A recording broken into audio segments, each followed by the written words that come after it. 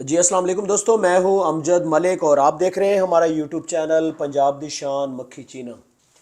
ਅੱਜ ਸਾਡੇ ਨਾਲ ਜਾਨਵਰਾਂ ਨਾਲ ਮੁਹੱਬਤ ਕਰਨ ਵਾਲੇ ਇੱਕ ਬੜੇ ਪਿਆਰੇ ਜਿਹੇ ਦੋਸਤ ਨੇ ਸਦਾਮ ਹੁਸੈਨ ਸਾਹਿਬ। ਔਰ ਇਹ ਆਲਰੇਡੀ ਚੈਨਲ ਤੇ ਕੰਮ ਕਰ ਰਹੇ ਨੇ ਪਾਕ ਬਰੀਡਰ ਦੇ ਨਾਮ ਤੋਂ। ਤੇ ਮੈਂ ਚਾਹਾਂਗਾ ਜਨਾਬ ਆਲਾ ਅੱਜ ਇਹ ਸਾਨੂੰ ਥੋੜਾ ਜਿਹਾ ਕਲੀਅਰ ਕਰਨ, ਸਾਡੇ ਨੌਲੇਜ ਵਿੱਚ ਇਜ਼ਾਫਾ ਕਰਨ ਕਿ ਜਾਨਵਰ ਦੀ ਜਿਹੜੀ ਸੇਲ ਪਰਚੇਜ਼ ਹੈ ਉਹਨੂੰ ਅਸੀਂ ਕਿਸ ਤਰ੍ਹਾਂ ਬਿਹਤਰ ਕਰ ਸਕਦੇ ਹਾਂ। ਕਿਉਂਕਿ ਦੇਖੋ ਨਾ, ਫਾਰਮਰ ਹਜ਼ਰਾਤ ਜਾਨਵਰ ਰੱਖ ਲੈਂਦਾ ਹੈ, ਪਾਲ ਲੈਂਦਾ ਹੈ, ਫਿਰ ਉਹਨੂੰ ਸੇਲ ਵੀ ਕਰਨਾ ਹੁੰਦਾ ਹੈ ਤੇ ਉਹਦੇ ਹਵਾਲੇ ਨਾਲ ਅਸੀਂ ਗੁਫ਼ਤਗੂ ਕਰਾਂਗੇ। अस्सलाम वालेकुम सर, की हाल है? वालेकुम सलाम। ठीक हो, खैरियत है? अलहमदुलिल्लाह। सर मैं चाहना जी ਤੁਸੀਂ ਇਸ ਟੌਪਿਕ ਦੇ ਉੱਤੇ ਡਿਸਕਸ਼ਨ ਕਰੋ ਤਾਂ ਕਿ ਜਨਾਬ ਸਾਡੇ ਦੋਸਤ ਜਿਹੜੇ ਨੇ ਉਹਨਾਂ ਨੂੰ ਫਾਇਦਾ ਹੋਵੇ ਜੀ। ਜੀ, ਸਾਰਾ ਚੀਜ਼ ਜਿਹੜੀ ਇਨਸਾਰ ਹੈਗਾ ਨਾ ਆਪਣੀ ਫਾਰਮਿੰਗ ਦਾ, ਪ੍ਰੋਫਿਟੇਬਿਲਿਟੀ ਦਾ, ਸਾਰਾ ਸੇਲਸ ਦੇ ਉੱਤੇ ਹੀ ਹੈ। ਅੱਛਾ। ਕੋਈ ਵੀ ਪ੍ਰੋਡਕਟ ਬਣਾਉਂਦਾ, ਕੋਈ ਵੀ ਚੀਜ਼ ਦਾ XYZ ਕੰਪਨੀ ਹੈਗੀ ਹੈ, ਉਹ ਸਾਰਾ ਇਨਸਾਰ ਕਰ ਰਹੀ ਹੁੰਦੀ ਹੈ ਆਪਣੇ ਪ੍ਰੋਡਕਟ ਦੇ ਉੱਤੇ, ਉਹਦੀ ਸੇਲ ਦੇ ਉੱਤੇ ਹੀ। ਅੱਛਾ। ਇਸੇ ਤਰ੍ਹਾਂ ਹੀ ਫਾਰਮਰ ਅਗਰ ਫੋਕਸ ਕਰਦਾ ਆਪਣੀ ਸੇਲਸ ਦੇ ਉੱਤੇ ਕਿ ਕਮ ਤੋਂ ਕਮ ਮੋਰਟੈਲਿਟੀ ਹੋਵੇ ਤੇ ਉਹਨਾਂ ਦੀ ਸੇਲ ਅੱਛੀ ਹੋਵੇ, ਅੱਛੀ ਕੀਮਤ ਦੇ ਉੱਤੇ ਜਾਨਵਰਾਂ ਨਾਲ ਸੇਲ ਹੋ ਜਾਵੇ ਤਾਂ ਉਹਨਾਂ ਦਾ ਪ੍ਰੋਫਿਟੇਬਲ ਫਾਰਮਿੰਗ ਬਿਜ਼ਨਸ ਬਣ ਸਕਦਾ। ਮਾਰ ਵੀ ਉਦੋਂ ਹੀ ਆਉਂਦੀ ਹੈ ਜਦੋਂ ਮੋਰਟੈਲਿਟੀ ਹੋ ਜਾਂਦੀ ਹੈ ਜਾਂ ਅੱਛੀ ਕੀਮਤ ਦੇ ਉੱਤੇ ਸੇਲ ਨਹੀਂ ਕਰ ਸਕਦਾ। ਹੁਣ ਫਰਜ਼ ਕਰ ਲਓ ਕਿ ਰੀਮਰ ਖਾਨ ਦਾ ਲੋਕ ਹੈਗੇ ਨੇ, ਫਾਰਮਿੰਗ ਕਰਦੇ ਨੇ ਰਾਜਨਪੁਰੀ ਦੇ ਉੱਤੇ, ਜਾਂ ਬਹਾਵਲਪੁਰ ਦੇ ਲੋਕ ਨੇ ਮੱਖੀ ਚੀਨੀ ਦੇ ਉੱਤੇ ਕੰਮ ਕਰਦੇ ਨੇ, ਉਹਨਾਂ ਦੀ ਉੱਥੇ ਮਾਰਕੀਟਿੰਗ ਕਰਦੇ ਨੇ, ਉੱਥੇ ਮਾਰਕੀਟ ਕਰਕੇ ਉਹਨੂੰ ਆਪਣੀ ਲੋਕਲ ਮਾਰਕੀਟ ਦੇ ਵਿੱਚ ਸੇਲ ਕਰ ਦਿੰਦੇ ਨੇ। ਅੱਛਾ। ਤਾਂ ਉਹ ਉਸ ਦੀ ਨਿਸਬਤ ਜ਼ਿਆਦਾ ਕਮਾ ਸਕਦੇ ਨੇ ਕਿ ਵੀ ਉਹ ਕੋਈ ਇਹੋ ਜਿਹੇ ਸ਼ੌਕੀਨ ਹਜ਼ਰਾਤ ਦੇਖਣ ਜਿਹੜੇ ਕੋਈ ਨਾਲ ਦੇ ਇਲਾਕਿਆਂ ਦੇ ਵਿੱਚ ਹੋਣ, ਜਿੱਦਾਂ ਵਿਹਾੜੀ ਹੋ ਗਿਆ, ਉਸ ਤੋਂ ਅੱਗੇ ਆ ਜਾਣ ਲਾਹੌਰ ਦੀ ਤਰਫ। ਇੱਥੇ ਵੀ ਕਈ ਲੋਕ ਪਸੰਦ ਕਰਦੇ ਨੇ ਉਹ ਇਸ ਚੀਜ਼ ਨੂੰ, ਮੱਖੀ ਚੀਨੀ ਬਰੀਡ ਨੂੰ, ਉਹਨੂੰ ਪ੍ਰਮੋਟ ਕਰਨਾ ਚਾਹੁੰਦੇ ਨੇ, ਆਪਣੇ ਕੋਲ ਰੱਖਣਾ ਚਾਹੁੰਦੇ ਨੇ। ਮਗਰ ਉਹ ਮਾਰਕੀਟਿੰਗ ਨਾ ਹੋਣ ਦੀ ਵਜ੍ਹਾ ਤੋਂ, ਲੋਕਾਂ ਦੀ ਅਵੇਅਰਨੈਸ ਨਾ ਹੋਣ ਦੀ ਵਜ੍ਹਾ ਤੋਂ ਉੱਥੇ ਤੱਕ ਪਹੁੰਚ ਨਹੀਂ ਸਕਦੇ।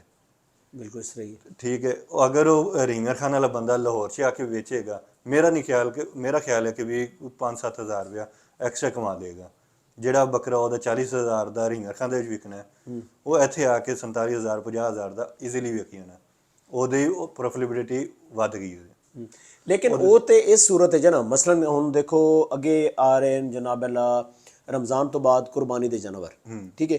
ਉਹ ਤੇ ਅਸੀਂ ਦੇਖਿਆ, ਮੈਂ ਖੁਦ ਦੇਖਿਆ ਲਾਹੌਰ ਦੇ ਵਿੱਚ, ਉਹ ਅੱਛਾ ਖਾਸਾ ਪੈਸਾ ਕਮਾ ਲੈਂਦੇ ਨੇ।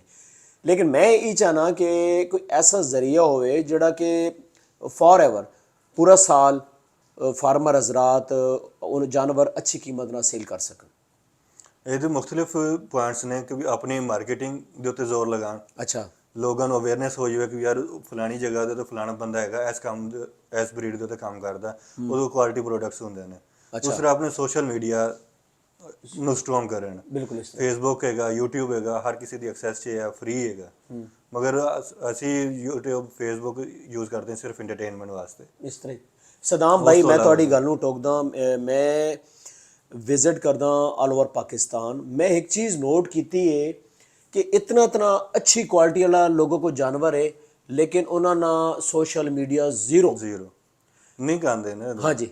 ਉਹ ਸਿਰਫ ਅਸੀਂ ਰੱਖਿਆ ਹੀ ਇਸ ਵਜ੍ਹਾ ਤੋਂ, ਮੋਬਾਈਲ ਰੱਖਿਆ ਹੋਇਆ ਇਸੇ ਵਜ੍ਹਾ ਤੋਂ ਕਿ ਵੀ ਇਹਦੇ 'ਤੇ ਰੀਲਾਂ ਦੇਖਣੀਆਂ ਨੇ, YouTube 'ਤੇ ਸ਼ਾਰਟ ਦੇਖਣੀਆਂ ਜਾਂ ਟਿਕਟੋਕ ਦੇਖਣੀ ਹੈ। ਹਾਲਾਂਕਿ ਇੱਥੇ ਟਿਕਟੋਕ ਲੋਕ ਬਣਾ ਕੇ ਆਪਣੇ ਪ੍ਰੋਡਕਟਸ ਵੇਚਦੇ ਨੇ।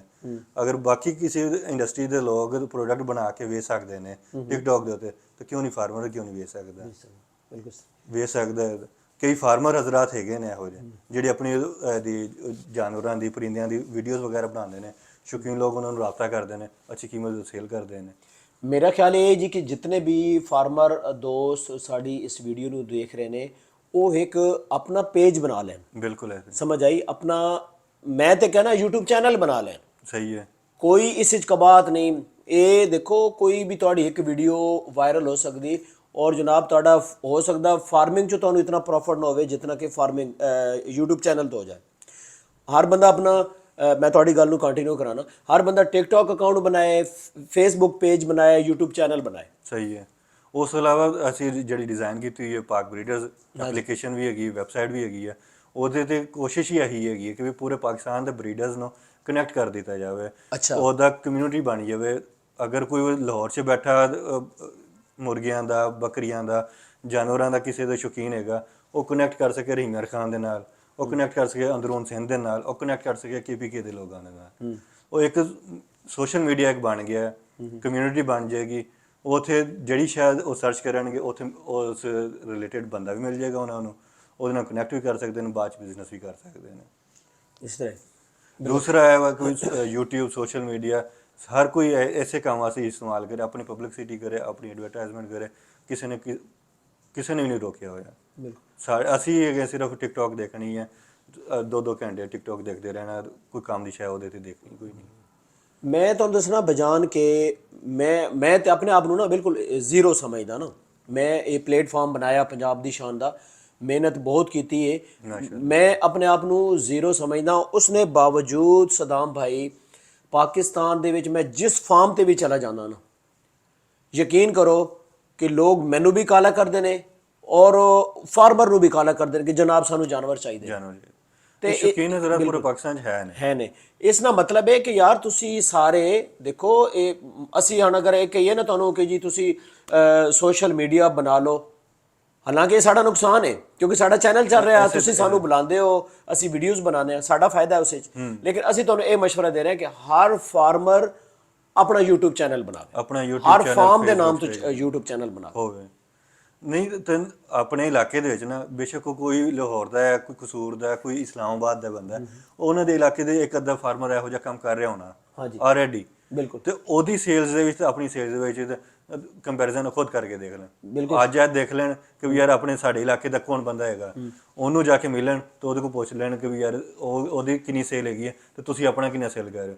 ਆਪਣਾ ਸਾਰਾ ਸਾਲ ਜਾਨਵਰ ਪਾਲਦੇ ਨੇ, ਬਾਅਦ ਵਿੱਚ ਮੰਡੀ ਦੇ ਜਾਂਦੇ ਨੇ, ਮੰਡੀ ਦੇ ਵਿੱਚ 100 ਤਰ੍ਹਾਂ ਦੀ ਗੱਲਾਂ ਸੁਣਦੇ ਨੇ, ਗਰਮੀ ਸਰਦੀ ਵੀ ਦੇਖਦੇ ਨੇ, ਤੰਗ ਹੋ ਕੇ ਵੀ ਕਰਦੇ ਨੇ। ਜਿਹੜਾ ਇਹਨੇ ਚੈਨਲ ਬਣਾਇਆ ਹੋਇਆ ਜਾਂ ਮਾਰਕੀਟਿੰਗ ਕਰਦੇ ਨੇ ਜਾਂ ਐਪਲੀਕੇਸ਼ਨਾਂ ਯੂਜ਼ ਕਰਦੇ ਨੇ, OLX ਹੋ ਗਈ, ਪਾਕ ਬਰੀਡਰਸ ਹੋ ਗਈ, ਇਹੋ ਜਿਹੀ ਐਪਲੀਕੇਸ਼ਨਾਂ ਯੂਜ਼ ਕਰਦੇ ਨੇ, ਉਹ ਘਰ ਬੈਠੇ ਅੱਛੀ ਕੀਮਤ 'ਤੇ ਵੇਚ ਦਿੰਦੇ ਨੇ। ਬਿਲਕੁਲ ਇਸ ਤਰ੍ਹਾਂ ਇੱਕ ਸ਼ਾਇਦ ਤੁਸੀਂ ਮੰਡੀ 'ਚ ਲੈ ਕੇ ਜਾਣੀ, ਸੁਬਹ ਉੱਠਣਾ ਵਾ, ਉਹਨੂੰ ਖਵਾਉਣਾ ਪਿਲਾਉਣਾ ਵਾ, ਕਿਸੇ ਸਵਾਰੀ ਦੇ ਉੱਤੇ ਲੈ ਕੇ ਜਾਣਾ, ਉਹਦੀ ਖਰਚਾ ਉਹਦੇ 'ਤੇ ਕਰਨਾ। ਇੱਕ ਹੈਗਾ ਕਿ ਆਪਣੇ ਮੋਬਾਈਲ ਖੋਲ੍ਹਣਾ ਵਾ, ਉਹਦੀ ਵੀਡੀਓਜ਼ ਵਗੈਰਾ ਬਣਾ ਕੇ YouTube ਦੇ ਉੱਤੇ, Facebook ਦੇ ਉੱਤੇ ਲਗਾ ਦਿੱਤੀਆਂ, ਪਾਕ ਬਰੀਡਰ ਦੀ ਐਪਲੀਕੇਸ਼ਨ ਇੰਸਟਾਲ ਕੀਤੀ ਆ, ਉਹਦੇ ਤੇ ਐਡ ਲਗਾ ਦਿੱਤਾ ਵਾ, ਜਿਹਨੂੰ ਚਾਹੀਦੀ ਹੈ ਉਹ ਤੁਹਾਨੂੰ ਖੁਦ ਕਾਲ ਕਰ ਰਿਹਾ। ਇਸ ਤਰ੍ਹਾਂ ਉਹ ਜ਼ਿਆਦਾ ਬਿਹਤਰ ਰਹੀ ਹੈ ਜਾ ਕੇ ਤੁਸੀਂ ਉੱਥੇ ਖੜੇ ਹੋ ਕੇ ਸਾਰਾ ਦਿਨ 5 ਘੰਟੇ 4 ਘੰਟੇ 3 ਘੰਟੇ ਉਹ ਜਾ ਕੇ ਸੇਲ ਕਰਕੇ ਆਉਣਾ। ਬਿਲਕੁਲ ਇਸ ਤਰ੍ਹਾਂ ਬਿਲਕੁਲ ਜੀ। ਸੋਸ਼ਲ ਮੀਡੀਆ ਆਪਣਾ ਸਟਰੋਂਗ ਕਰੋ ਜੀ। ਵੀਡੀਓ ਲੰਬੀ ਹੋ ਰਹੀ, ਇਨਸ਼ਾਅੱਲਾ ਸਾਡੀ ਕੋਸ਼ਿਸ਼ ਹੈ ਜੀ ਦੋਸਤੋ ਕਿ ਤੁਹਾਡੇ ਵਾਸਤੇ ਅਸੀਂ ਕੋਈ ਨਾ ਕੋਈ ਬਿਹਤਰ ਮਸ਼ਵਰਾ ਭਾਈਜਾਨ ਅੱਛਾ ਲੱਗੇ ਤੇ ਉਹਨੂੰ ਉਹਦੇ ਤੇ ਅਮਲ ਕਰੋ, ਅਗਰ ਅੱਛਾ ਨਾ ਲੱਗੇ ਤੇ ਭਾਈ ਜੀ ਇਗਨੋਰ ਕਰ ਦਿਓ। ਸਾਡੀ ਕੋਸ਼ਿਸ਼ ਹੁੰਦੀ ਕਿ ਤੁਹਾਨੂੰ ਅਸੀਂ ਕੋਈ ਨਾ ਕੋਈ ਅੱਛਾ ਟੌਪਿਕ ਦੇਈਏ। ਤੇ ਸਦਾਮ ਹੁਸੈਨ ਸਾਹਿਬ ਦਾ ਜੀ ਬਹੁਤ ਸ਼ੁਕਰੀਆ, ਸਾਡੇ ਕੋਲ ਤਸ਼ਰੀਫ ਲੈ ਆਏ ਨੇ, ਇਹਨਾਂ ਦੀ ਮੁਹੱਬਤ ਦਾ, ਇਹਨਾਂ ਬਹੁਤ ਕੀਮਤੀ ਟਾਈਮ ਦਿੱਤਾ ਹੈ। ਤੇ ਇਨਸ਼ਾਅੱਲਾ ਮਿਲਦੇ ਹਾਂ ਜਨਾਬ ਨੈਕਸਟ ਖੂਬਸੂਰਤ ਵੀਡੀਓ ਦੇ ਨਾਲ। ਰੱਬ ਸੋਹਣੇ ਦੇ ਹਵਾਲੇ ਜੀ।